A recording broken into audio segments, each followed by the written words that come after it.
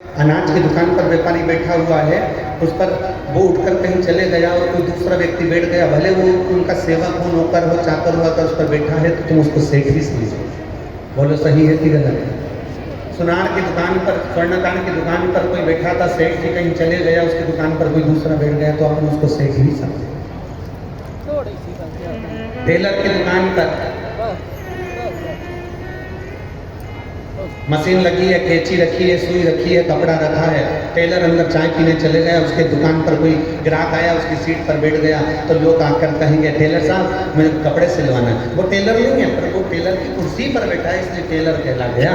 Driver की कुर्सी पर बैठा तो ड्राइवर कहला गया, स्वर्णकार की कुर्सी पर बैठा तो सोनी कहला गया, व्यापारी की कुर्सी पर बैठा तो व्यापारी कहला गया। उसी तरह जो भगवान शंकर की कथा में जाकर बैठ जाता है वो शिव का कहलाने लगता है, वो शंकर का है। आप जहां बैठे हो तो वहां की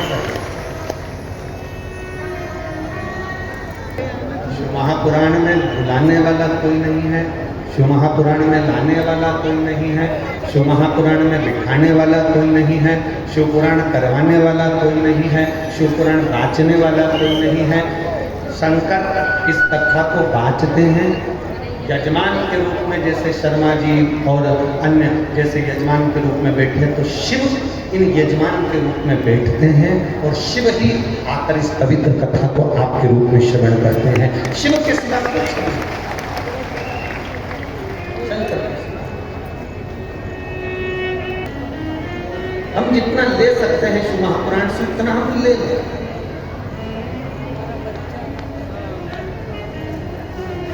हम जितना प्राप्त कर सकते हैं हम उतना प्राप्त कर लें।